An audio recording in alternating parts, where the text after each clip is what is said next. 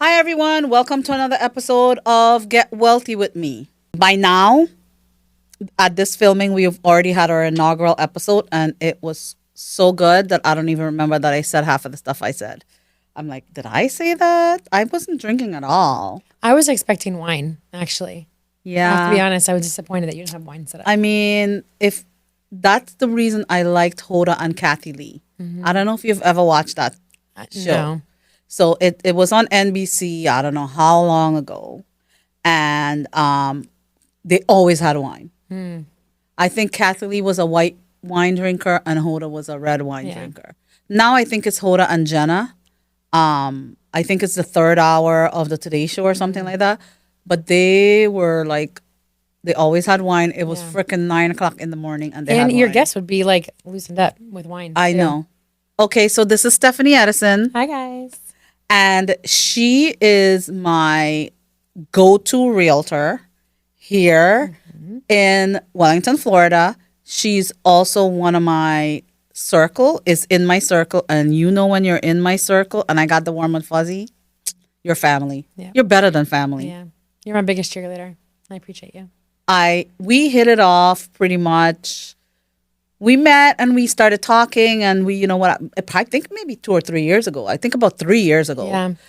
I don't remember exactly where we were, but I remember like how we were sitting and it was like a networking meeting or something. Yeah. And you said something and I was like, oh, what was that she said? That I liked that. And then I asked you again and you were like, I don't even know if it was like your normal thing back then. I think you kind of had like just started saying it. And you were like, the thing where I said like, no bitches, no dicks, no assholes. And I was like, that's it. I love that. That was my networking motto. People No that you don't work bitches, with. no bitches, no assholes. What is it? No jerks, no bitches, no I don't know, assholes. something, yeah. Yep. Because I think it was from then on, we were like, yeah, friends. well, Jen says it's now with all my little sayings that I have, and I have a lot. If you continue watching the podcast, you'll see. Jen says it's called Sharonism, and Jen is another friend of ours. Shout out, Jen. So Steph is an awesome realtor. Thanks. One of the things, so introduce yourself a little bit more before I start talking. Oh, more, you 'cause talk know better I can about go me on. than I could ever talk about myself. I'm a local real estate agent. I serve Palm Beach and St. Lucie and Martin County. I do things a little bit differently than other agents. I try to be a very modern agent. I'm a shark negotiator, and I help my clients get the most money when they're selling. My business is about 60% listings and 40% buyers. I do a lot of virtual renovations on my listings to help buyers see what it could be. Even with purchase lists to help them literally just give their contractor the list and they can make it look like the photo. And that way sellers don't have to go through the hassle of renovating everything, coming up with all the money up front, but it helps the buyers visualize and see the potential. So Steph sold one of my houses that I had, and one was the virtual listing, which I loved. Yeah. And the second thing that you did that I thought was really good is you're super preemptive with things. So I'm all about action, not reaction. So if you know from before, you know how to absolutely. So what she did was she had a complete inspection I done was on going to the say, you're house. probably talking about the pre-inspection. Yeah. Yeah, a complete inspection, so we know, as a seller, sometimes you don't even know what the issues are, Absolutely. and 'Cause stuff like that. Almost no agents do pre-listing home inspections because if they do, the seller is paying for it. And I don't have my sellers pay for it. It's just included for all my listings because when you get in the middle of a contract and you have these issues, like all of a sudden, like now there's a roof leak, there's mold, there's polybutylene piping, then the seller is at like the highest emotional state they could be. They feel sometimes like the buyer is like trying to get them by the balls, so to speak, and nickel and dime them. Why not, instead of feeling like your back is up against the wall and you're expecting to close in 2 weeks, why not get rid of all those issues ahead of time? Or even if you're not going to fix them, you can get a quote and know how much it's going to cost. Right. And be upfront about everything versus, you're down to the wire and there's 12 hours left in the inspection period and you're negotiating. No one's gotten a quote and they're trying to get a credit for $5,000 for something probably worth $500. And that was the other thing that she did. She said, okay, there are some little easy fixes that you can do. Get the electrician, take care of this, And take you guys care of did, that. which was great. And we sold her house in 3 weeks. And it was not an awesome market. The market was Yeah. drying up. It was hard. I had it listed with another real estate agent for 3 months before that. And so if you're down here and you're looking down here, I'm going to plug Steph for now. Thank you. I appreciate it. And I was sick like 3 weeks ago. I feel like I have to let you guys know this isn't how I normally sound. I'm extra sexy because I lost my voice and I can't get it back. So if You might anybody- get some OnlyFans from this. hey, whatever. I'll take all the income I can get, right? We're trying to get wealthy. So, yes. Not that way, guys, okay?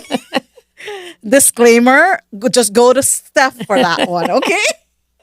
I'm married. So, I hear there's a lot of married people on OnlyFans. there probably are. I don't know myself, but but it's interesting, you know. Absolutely. My sister's husband, I don't know if I should be talking about this or not, is trying to convince her to set up an OnlyFans account for her feet. Because I think that's the one that I hear about the most, though. Oh my God. And then I was telling her, I was like, oh my God, tell him we should do like sister feet. Ooh. And his lid like blew. I was like, Brian, stop. Like, we're not doing that. Nobody even knows who almost you lost his are mind. with the feet. So ridiculous. I heard that people have feet fetish like crazy. I don't understand it, but I heard that. Yeah. Like, it's a real, people are weird. Yeah. There's something out there for everybody. Yeah. So, so other than that, other than us being good realtors, good friends, and stuff like that, you are of what generation? What do you consider yourself? I am a proud millennial. She's a proud millennial. Are you a middle millennial? A younger millennial? An older millennial? I don't know. What Where's do you the think? cutoff? I don't even know. I don't even know either. I think 95, right, Chala? What were you saying? 95 is the cutoff for Gen Zs, right? So Gen Z is 96 and on. And then Chala doesn't want to talk to us. I told her this is Howard Stern's show. So Oh, yeah, you she's totally going to have could, to like, have just conversation. Jump in. Yes, we got love that Don't we have a concept. third mic somewhere? Where's our third mic? That's amazing. Yeah, Okay, thank you. Done. All right, next Absolutely. time Chala's going I to be love on it. here. that's great. So what were we talking? So I don't know when it starts then. So we think it ends at like 95. So when does it start? So maybe I'm an old millennial. Ugh, that sounds old. I think it's in the 80s somewhere. Yeah, I was born in 86. Okay, you're after 95 is Gen Z. So when is millennials? 81 to 96. Yeah. Yeah, so I'm like 81 to 95. Yeah, 81 to 95. Yeah. middle to older. Yeah, so you're in the middle. So that's okay because we want to talk to you guys because I always want to talk to you guys because we're more, I think millennials a little less open about money because they still feel that stigma on it. Yeah. But Gen Zs are totally open about money. Yeah. So the reason I want to talk to you guys is I found out you guys listen more, and then I'm understanding your generation. You want to learn, The other day I had Fi Guy on, which was a millennial financial advisor. Okay. And he was talking about how you guys got robbed, how, millennials and Gen Zs have to deal with all the stuff with boomers and Gen X's, like what was happening with that. And, you basically boomers and Gen X totally ignored and is destroying the world. And Everyone's got to have someone to blame. he did blame them for a lot of things, but he also said, yes, I acknowledge that they suck and they mess things up, but there's only so much that you can blame them. Yeah. How do you solve the problems, right? So, but I think one of the ways that you should solve the problems is by being open and having open conversations. Yeah. So I think like a lot of what hanging out with you guys, because I think with one of our women's group that we hang out with, our leadership is between 28 and 72. Yeah. Big gap. So it's a Wide big range. gap, but it's just so funny on how much each one brings to the table. Yeah. The 70-something-year-olds and the 60-something-year-olds, they're a pain in the ass sometimes. No offense, ladies. But they have so much knowledge. Yeah. And they're willing to learn. They're looking for a place to belong. And they're also learning so much from the younger people in the group. So it's just great just being there and seeing how much you can learn from anybody. It's so true. You know, and I've talked to a couple of people, and they're like, you know, we say we want to be in the room with the right people, but how do you know the right people? You've done a lot of networking. What do you think? How do you know you're in the room with the right people? Yes. I mean, I think just if in general you're becoming a better person from the people that you're around, whether that's professionally or personally, just people that support you and are cheerleaders for you.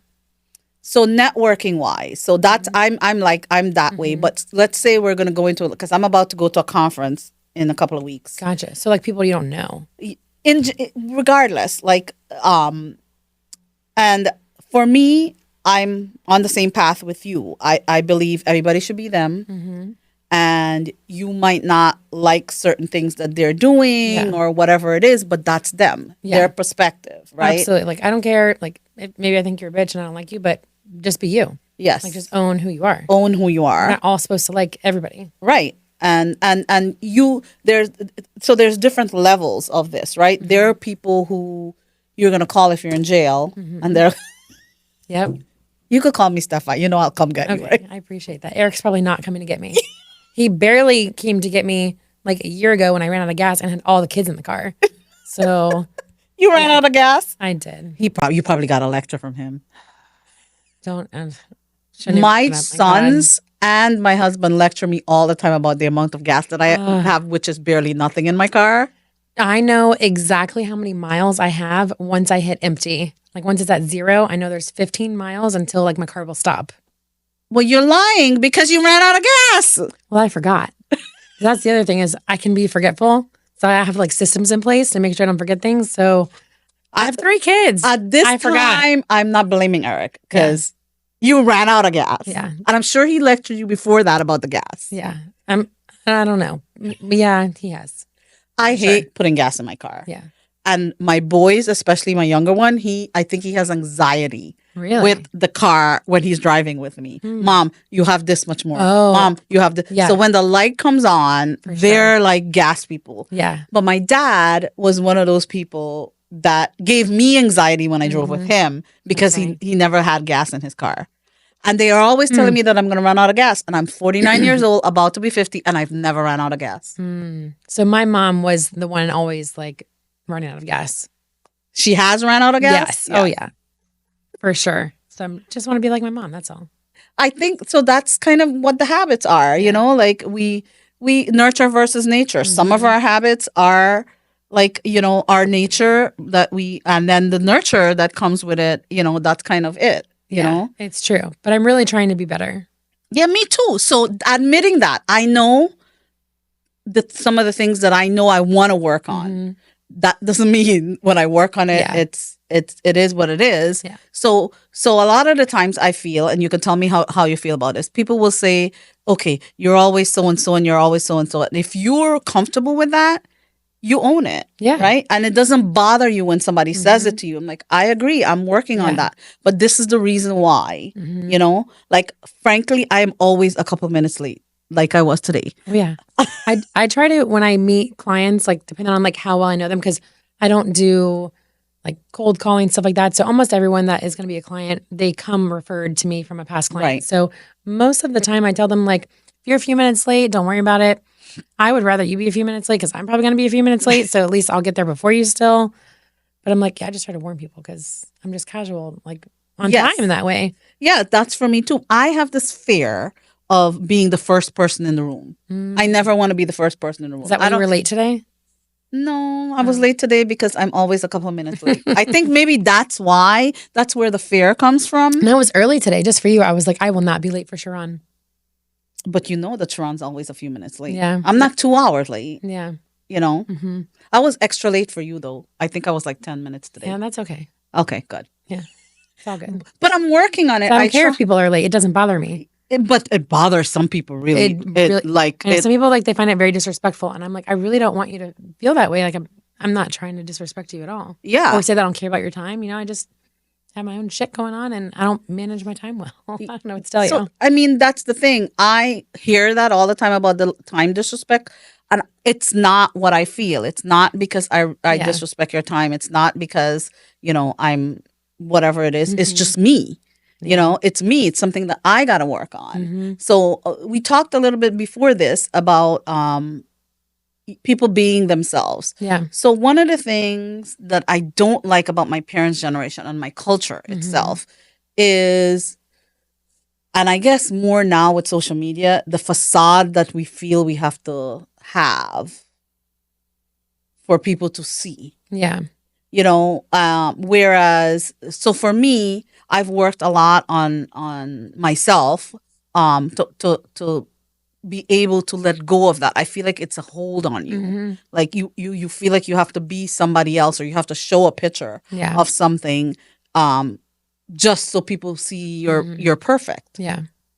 But we're not. Yeah. No, it happens all the time. And I tend to be an oversharer because I like being vulnerable to show other people that, you know, this is what's real.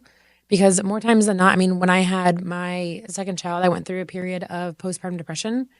And when I came out the other side of that, started sharing about it on social media. And I've had so many moms reach out to me since then that were also struggling, wanting to know, like, you know, what they should do to get help and things like that. And it's like, if I had never shared that, they would feel more alone. So this is you kind of hit it on the point for me here, because I feel really, this like might sound like a cliche, but sharing is caring. And people when you share with money, people think you're bragging, but it's not. Yeah. It's not. I share my struggles and I share my wins. And when, you know, the money journey for me is a journey. Yeah. Right. So I always say that on this journey, you don't have a choice whether you have to go on it or not. You're gonna go on it. Yeah. You're living. You got to go on it. Yeah. Your choice is how you do the journey, and there is lessons and blessings along the way. So, but it's up to you if you turn those lessons into blessings, right? So, but I feel like we don't share enough, especially about money, because there's so much more people that are having the same struggles. If you tell me that you have never had a struggle with something monetary, you're lying. Yeah. Because no matter how good you are with money, there were struggles along the way that made you, and you know, what doesn't kill you makes you stronger, right? Absolutely.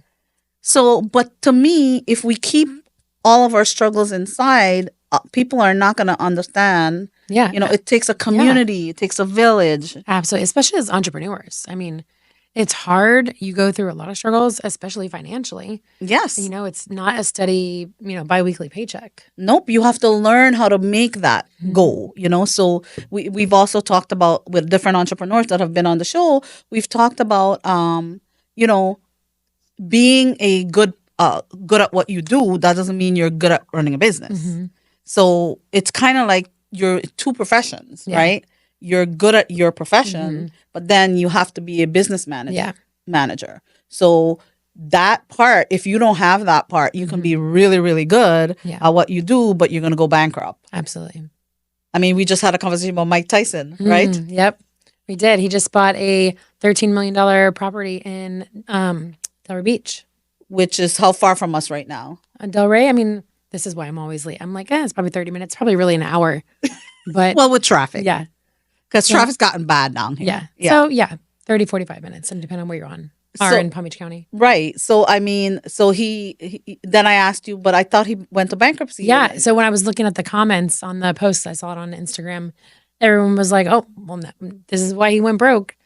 And so I guess he just, you know, the fight that he just had on Netflix, he got paid $20 million. So he bought this $13 million property. I'm like, hey, whatever, each his own. At least he bought real estate. That's a smart decision, that's right? what I said. I said at least he bought real estate. Hopefully he can maintain the real estate now, because he's going to have another fight, because that property, $13 million is what? Like maybe $200,000 a year in taxes or whatever it is. Yeah. So it's important, because you and I always talk about real estate, and I believe in buying. Yeah. Right? I believe that paying rent is you're paying somebody else's mortgage. Absolutely. So you and I have talked several times. We talk a lot about the market. We talk a lot about real estate, where we're going. And I told you about my new venture, because I'm always up to something. Yeah, I love that. So how's it going? So my new venture is, to keep you guys up to speed, is I am buying a commercial condo cross our fingers that it works out and I get my financing and all of the good stuff. But we are doing our little thing right now, working it out. The bank is working at on my stuff as we speak. So we'll see it, how the financing goes. Yeah. Because the thing with that is that so it needs to be built out. So, which I hate. Yeah. Like I don't Process. want to be involved in that, but I have no choice. Like, so it's the place and then it's a box. So Yeah. we have to put in the AC, we have to put in all the stuff.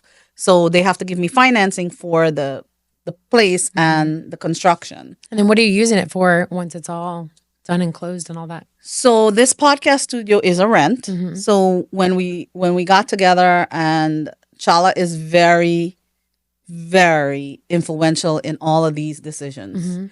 And she's the one that found this place and brought us out. She did all the research with that, and we came out and we looked at a few things. And this, if you come here, you will think we are behind the storage because on the outside it looks very ghetto. Just an FYI. But when Steph came, she said, "Oh, this is cute." It is cute in here. So Chala and I worked on getting it together and making it cute and comfy and stuff like that. So so this was an investment, and it was also a learning experience for me, learning all about, the equipment, the stuff and things like that. So that was awesome. But we found out along the way, and my sons were also influential on that. Like, this is a good business. Yeah. And when we only use the studio maybe 4 hours a month or something like that. So if there's anybody else that wants to use the studio for filming, for podcasting and whatever, we have all the lights, the equipment, everything. And I love this setup. It's very comfortable. It's on trend. It's on trend, Chala. It's on trend. We're not going to tell you where we bought the furniture, but oh well. Maybe later if they want to sponsor us. Temu? No, I'm just kidding. Temu. No, let's not talk about Temu. I think that's addictive. Oh my God, Sharon, you're so funny. Anytime I buy something from Shein, and Sharon's like, "Oh my God, that's so cute," and I'm like, "It's from Shein. It was $5." She's like, "Don't tell people that. Don't tell them you bought it from Shein." Oh, like, don't tell my children, that's where especially. I'm vulnerable. I'm like, I'm just going to tell everybody everything. I just want to give and share. Yeah, but my sons will tell you that there's going to be a note in there. No offense to Shein, I guess they won't sponsor us. I don't know if it's true or not. I know what you're talking about. Yeah. That they're the first time I discovered Shein and I bought something from them and the package came, my two kids told me, "Mom," and then my nephew was there too. Yeah. Right? And he's like, was there a note in the package?" I said, "Why would there be a note in the package?" Because I'm like inside, I'm a little oblivious and I like live in my own world. I'm not paying attention to things that doesn't serve me, whatever. And so I suck at people watch. Let's just say that. So I'm like, "Well, what do you mean? Why would there be a note? The size is on the top." And they're like, "Yeah, one of these kids from the sweatshop that they're gonna send you a note. Help me." And now I could only think about that when I wear. I mean, it is fast fashion, and I try to be very mindful of, my carbon footprint and what I'm doing with clothes, and I try to give them locally to other people versus just dumping them in a bin where they're going to end up, on a beach in another country. But I don't know, like, what the warehouses there actually look like, people there. I don't either, and I've actually seen them. I watch a lot of CNBC, which is business news, and a lot of Bloomberg, and all the different business news, and they've been on a lot. And I've seen the CEO, and I've seen, and I'm listening to what they're saying. Yeah. So I think I need to like investigate the company itself a little bit more. Well, let me know what you find out. I'm now at a point where like I'm okay spending a little bit more money on clothes, but like I've had 3 kids, so it's like going up and down and up and down and up and down. So I'm like, I'm not going to spend a lot of money on clothes. I have at least 3 sizes in my closet. Yeah. So you know what I had done? I actually did lose some weight, and I had the seamstress take my dresses in. That's amazing. Because I don't have a problem wearing the same dress. Yeah. I don't have a problem. That doesn't faze me. Yeah. Like You know, if somebody on social media says, "Oh, Sharon wears that dress all the time," okay, good. I'm not killing anybody. Yeah. But that's one less person that's gonna die, Yeah. or some piece of clothing that's washing up on a beach in Taiwan or Yeah. something. You know, so it doesn't bother me as long as the clothes fits well. Yeah. And I think that we should bring back seamstresses. I wish I knew how to sew. Yeah. I know. I can't even sew a button. Yeah, I mean, I I never can took sew a like button. home ec. I don't know how I didn't make it into home ec. So maybe that's one of the courses that they need to Yeah. teach in addition to finance, right? Yeah. So I mean, with the carbon footprint, I think that's important. So I think that's why the kids, because my children are Gen Zs. Yeah. So they're more aware of that type of stuff because they have to be because it's going like we're going downhill quickly. Yeah. So that's why the millennial guy from Fi Guy, we talked about that. Chris, he's like, we're going to have to deal with this problem and we need to stop complaining about it and find solutions. So yes, we have several issues that apparently I and the grandparents created. Yeah.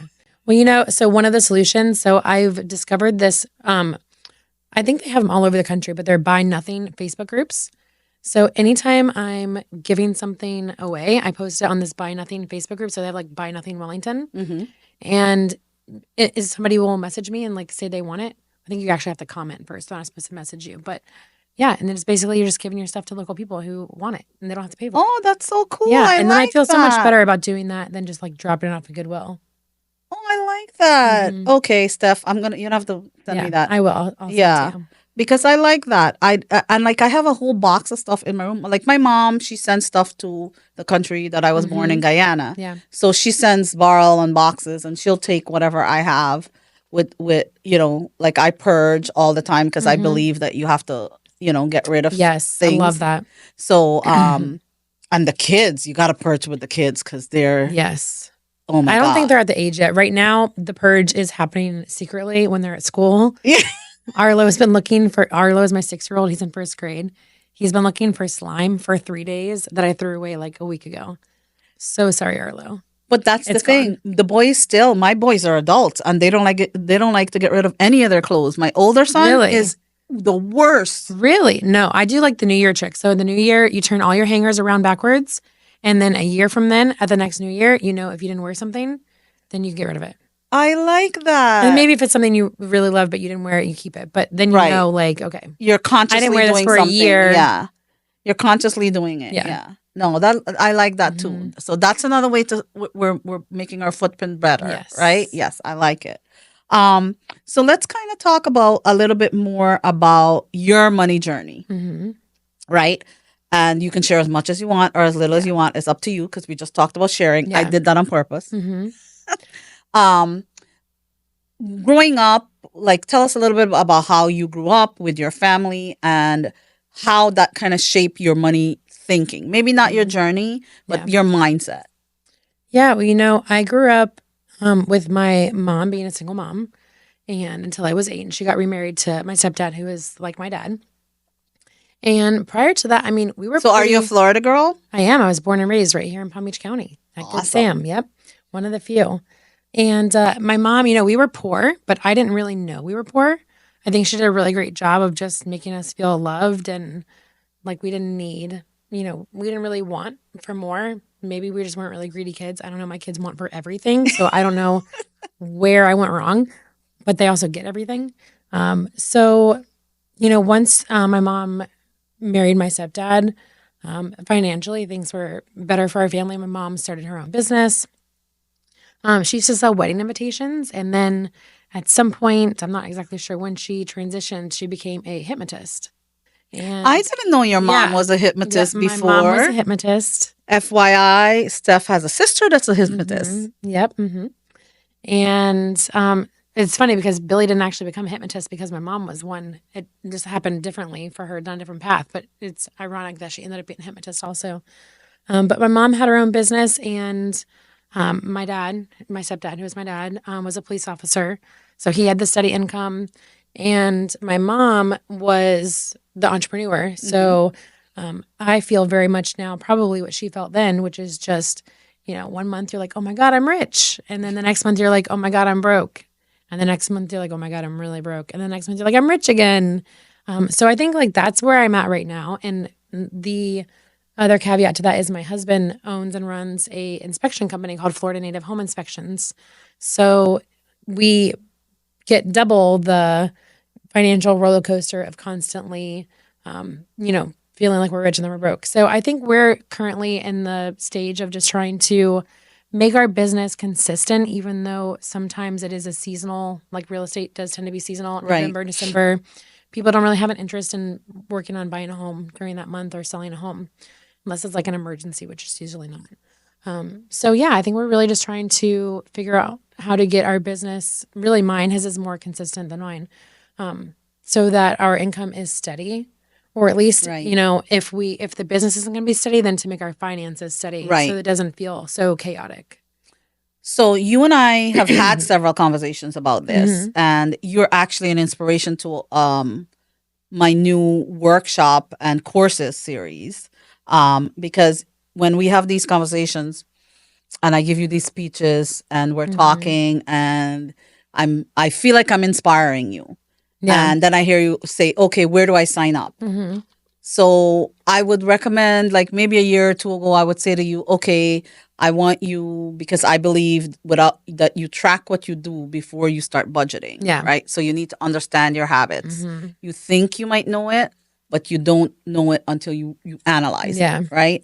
And more so with the entrepreneurial stuff, because you guys, like me, for example, in my CPA business, it's the same, Yeah. right? So I'm really busy for the first 6 months of the year, and I used to say to my other CPA friends, "Okay, we got to be the squirrels Mm-hmm. and save our nuts up so we can function for the rest of the Yeah. year." Yep. Yes, I have work for the rest of the year if you're a tax planning CPA, but it's just the bulk of it is the Yeah. first 6 months. Mm-hmm. So I understand Yeah. that feeling and being able to juggle that. But we've talked about, I think, where you inspired things with me. So that's why I love talking to everybody, Mm-hmm. because everybody brings something to the table with me, and I'm learning from whoever it Yeah. is. It could be my cleaning lady that came 2 days ago and taught me about what her life was in Honduras, Mm-hmm. and explaining to me the difference between being a teacher in Honduras and being a cleaning lady in America. Oh, interesting. And you make more money cleaning houses in America than teachers make. Yeah. So that was kind of like Mm-hmm. an eye opener. Yeah. She's like, you might think, okay, the status of a teacher is bigger, right? But that not going to help her, Yeah. because she makes more money cleaning our houses Yeah. than before. So that's kind of like a different perspective. Mm-hmm. So I literally talk to everybody, because even the wall sometimes. Yeah. Because you never know what you can Yeah. learn, right? Learning that perspective was very interesting. So you and I talk, and I give you the speech, and I'll one day when Steph comes back, I'll tell you guys the Taylor Swift story. But right now, I'm not gonna tell you gosh. guys. It's her. I talked her down from her Oh. Taylor Swift fanatic of buying Yeah. the tickets. Yep. Actually, I know someone who paid $20,000 for 3 tickets, Wow. but it included a limo and whatever. But power to them. Like whatever. I know so a lot of people actually flew to other countries and bought tickets, because for the price to pay for a whole trip overseas was cheaper than getting a ticket here. Yeah. And actually, a coworker of mine in my brokerage bought tickets for her and I think her 2 daughters. I want to say in Paris, and their flight got canceled and they missed the whole thing. Oh no. Yeah, I was like, oh, Oh, I that feel sucks. bad for them. Yeah. They ended up seeing her here in Miami, but yeah, Yeah, but that's Stinks. messed up. Yeah. Yeah. Oh my gosh. all that money wasted. But you actually inspired me, because that Taylor Swift conversation Mm-hmm. came down to, okay, Sharon, instead, you're talking to everybody, and there's one of the reasons that I didn't start off doing like courses and seminars that are more focused is because there's a lot of them out there, Mhm. right? We have a lot of people that are trying to teach financial education, financial empowerment, Yeah. but you kind of brought to me that it's noisy. Mm-hmm. Like, okay, where do I start? Yeah. I see all these things, but where do I start? And I need something more focused. Mm-hmm. So that inspired me to start my workshop series, which you're going to be my test bunny. Okay. And we have our first workshop. I just looked at it. The initial workshop, we have to add the worksheets in it, and then we're going to be launching that for free to our audience and everyone to start off learning like the first steps into financial management. Is any of that going to be in person or is it all virtual? So one of the things that I still feel that that is still something that people are having issues. So it's gonna eventually, because I like talking to people. So there's gonna be a combination. It's gonna be some in person, some retreats. We're gonna do a whole bunch of stuff. Can we do it like in Greece, Bali? Where can we go? Steph's been asking me that since my first live All a year and a half ago. She's like, "Where are we going? You brought this wine from the Biltmore estate. Can we do a retreat in Biltmore?" That was August 2023. Yep, I need friends to travel with. My husband and I have 3 kids. Like, we're not going anywhere. Not on a vacation. Don't worry, I'm with you. We're going. Just give me some time, okay? So yes, we might even we at our last course we had a travel blogger there. So she heard we were that, talking about maybe a cruise. Yes, maybe a cruise. Like that. We're gonna work on it, girl. We're going places. You're still a millennial. We got time. We got time. But I'm an older millennial, so no, you're not. You're the middle millennial. Yeah. So you inspired me to start working on these workshops and being more, because I teach intentional money management.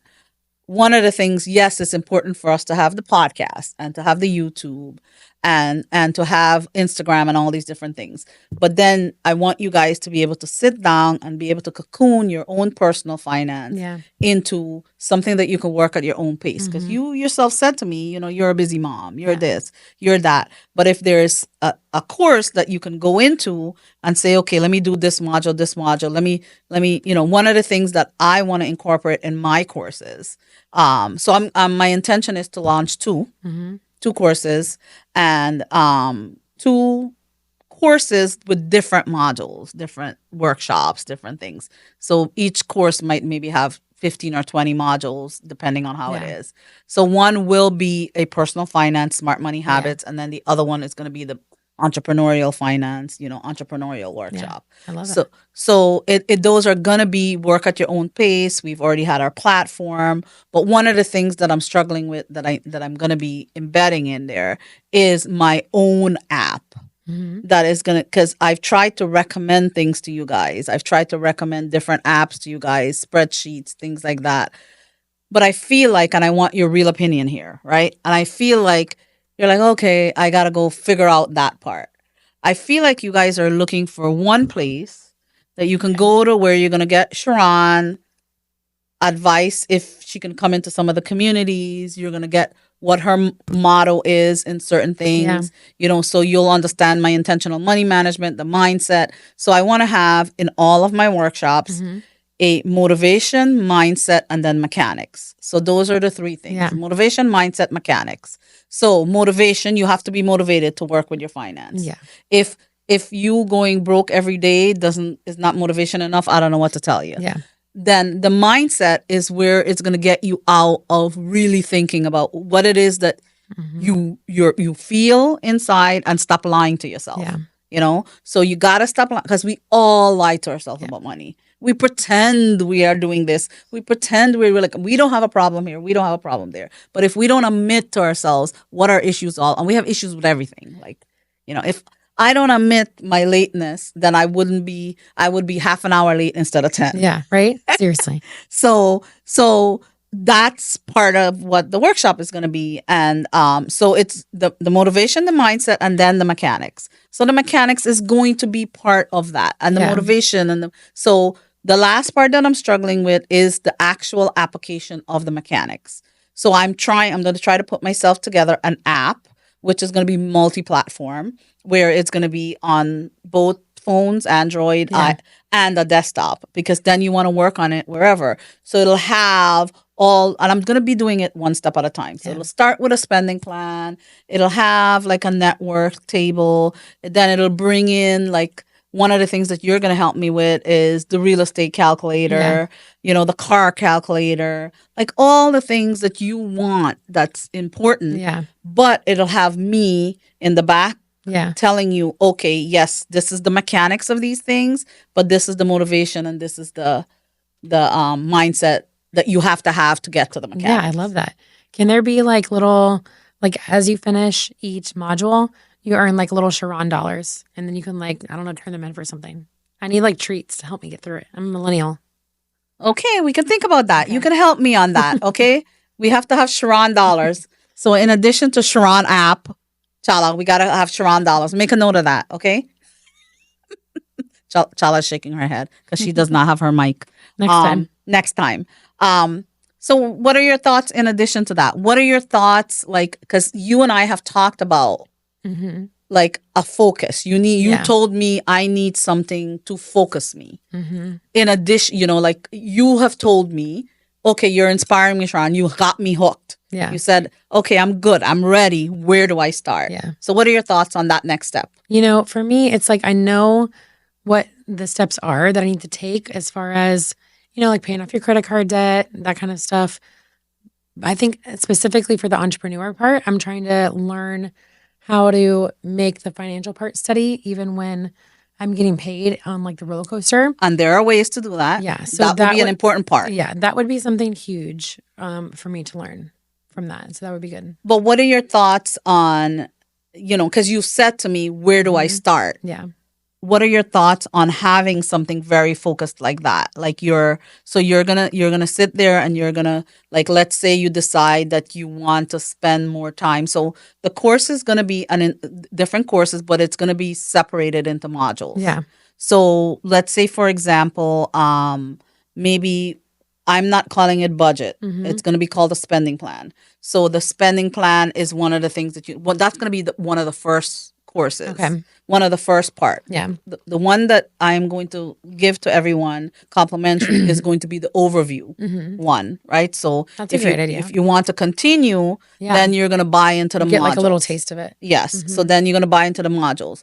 I will have the whole module available, the whole course available, Yeah. or you can have different sections. Because some people, and Chala and I have talked about this, right? Some people have gotten their spending plan going, but they want to learn more about how do they calculate their net worth, how do they do their investments, Yeah. how do they do their financial investments and their real estate investments, how do they want to go into Bitcoin or hedge funds?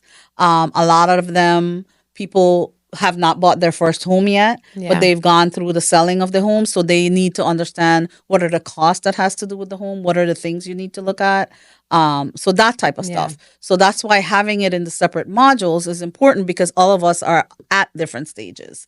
And some love of us that. are at different stages, but we might want to go through the whole course Yeah. because there are things that we can improve about our spending plan. I know there are Yeah. things that I can improve about my spending plan. It brings so much stress to so many Americans. Like, if you could eliminate money stress, like, well, that's where.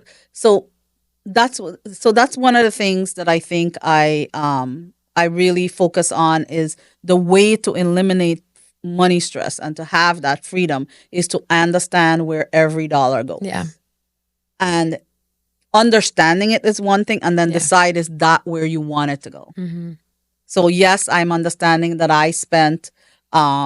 I'm not going to tell you how much at Sawgrass last month. I still tell Chala, actually, the bags are still in the closet. I don't know why I'm not taking the shoes out and wearing them, but I'm still looking at them every time and feeling guilty about it. That's why you're not wearing them. 'Cause you feel guilty. You just gotta let that go. I gotta let that go, but I got them at the outlet, and they were like 25% of the cost. Yeah. And I use my things, I invest in it. So I think about what I'm investing in. My shoes, my bags, my clothes are investments. I wear them again. Yeah. I keep them nicely. Yeah. I get the money And out. it's good quality stuff too. Yeah. I never really, my mom was never a brand person, so I never grew up like really caring about brands.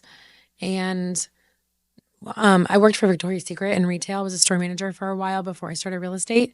And they had a sister company called Henry Bendel. Oh, I never heard of that. It was luxury bags. Ooh. And I got 40% off there. Yes. So I bought this beautiful handbag, which was probably like $450. I wouldn't have normally spent that on a bag. But I wore that bag for probably 8 years.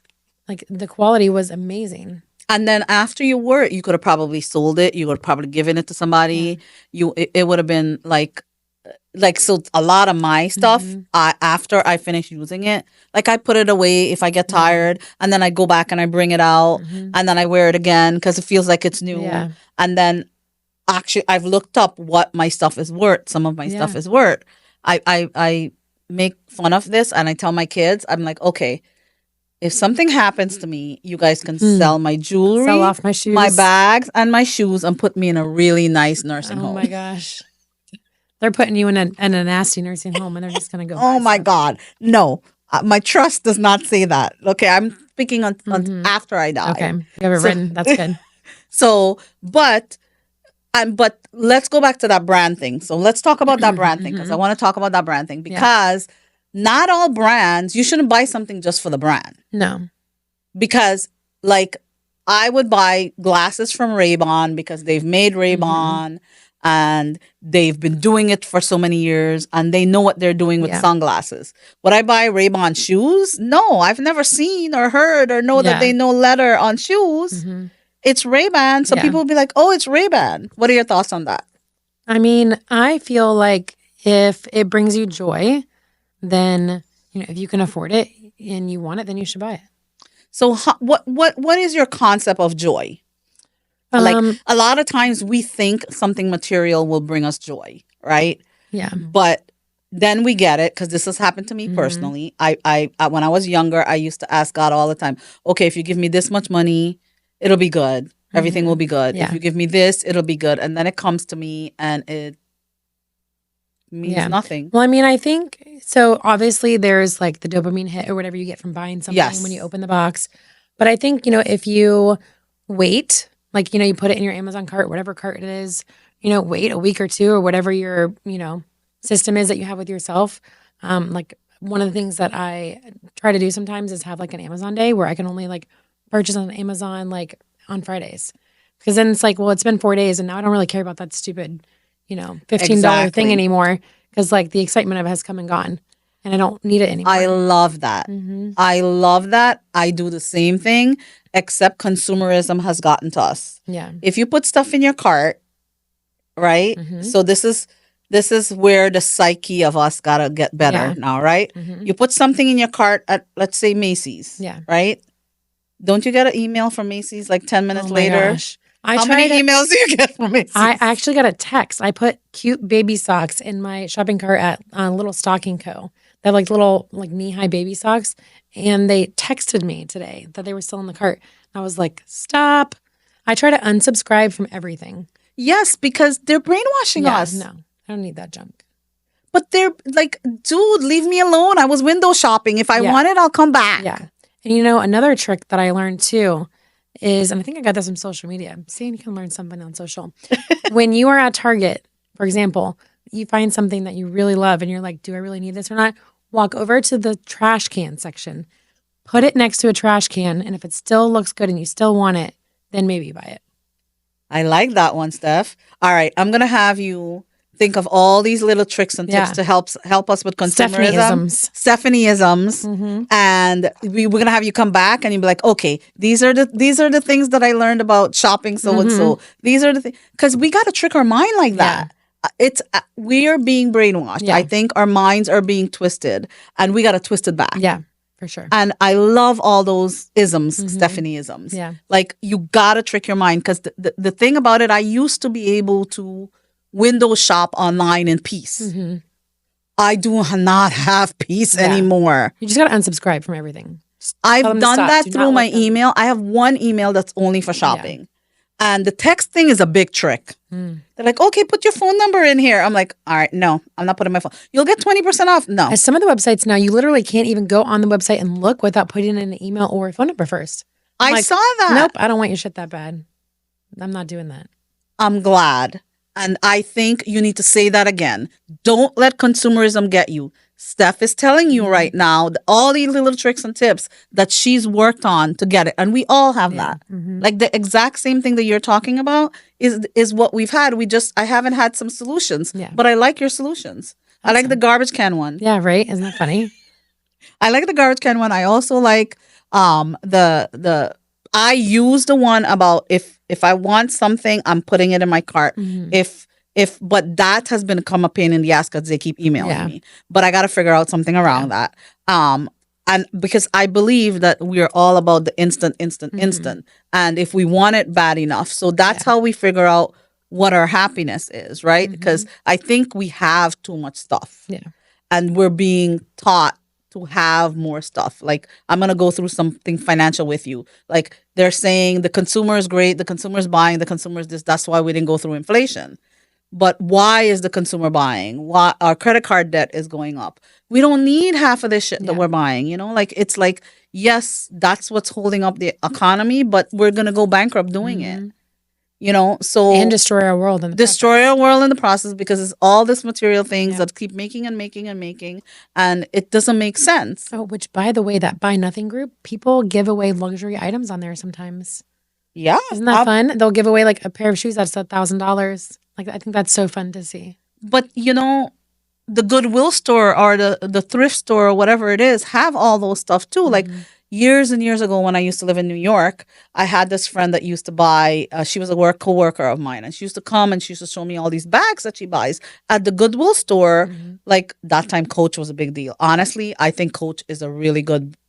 They make good bags. Yeah. So if you were gonna ask me who makes purses, that leather that's really good, Coach is one of those companies. And she was used to come and she used to bring her Coach bags. She's like, okay, I spent $50 on this, and it was like a $500 bag. Yeah. And those days, Coach were super expensive. And I'd be like, where'd you get that for $50? And she's like, I got it at the Goodwill store. So recycling, when you're tired of it, that doesn't mean somebody else is not going to be tired of it. So I like that. I like that. I'm going to go on there because I hate throwing stuff away. Yeah. And I rather give it away. Yeah. That's why I've reduced the amount that I buy, because I don't want to throw it away. Yeah. You know, and that's one of the reasons I still have stuff in my closet, but now I'm boxing it up because I want to figure out who I can give it to. Yeah. So my mom, like I said, send it to the third world. Like, all of my son's clothes, because I've always bought like things that, like, there's 4 boys in our family. My mom has 4 grandsons, and all 4 of them have worn things from each other because it's some I kids love are that. really good, and then on top of that, my nephew on my husband's side has worn some of my son's things. Yeah. So, and then my mom sends it to Guyana That's so afterwards it's awesome. done. So, I mean, so I like that type of recycling and that type of whatever, because the stuff is good. Yeah. You know, so, and it's the same thing with me. Like I said, for my closet, I'll hang up a bag and I'll leave it there for a while, and then a year or 2 later, I go back to it and I get it and I wear it. You know, so I like that. So we have gone over lots and lots of time, but that's okay. I'm glad you came on the show. Me too. Thanks for having me. Hopefully you don't have to put the OnlyFans page with the sister feet, I hope not. but if you do, I can help you manage the finances. Right? Okay, that'd be great. I'll take your modules and learn how to use all my money from our OnlyFans site. Yes, I actually owe Billie Jean a call, Okay. and I'm gonna tell her that I'm more interested in telling her how to do that. Talk to her husband. He's Yes, I think he's he's the one coming excited to about all he's of it. coming to dinner with us when we do, because I Nice. think that was the reason we were supposed to go out and they couldn't come for whatever Gotcha. reason, but I'm gonna be like talking to him. You got a good business plan going here. crazy. All right, thank you, my girl. Thank you. Love Thank you guys for listening and watching Get Wealthy with me. Basically, our show is about everybody's journey with money, and we all, if we're concentrating on the journey, we can get wealthy together.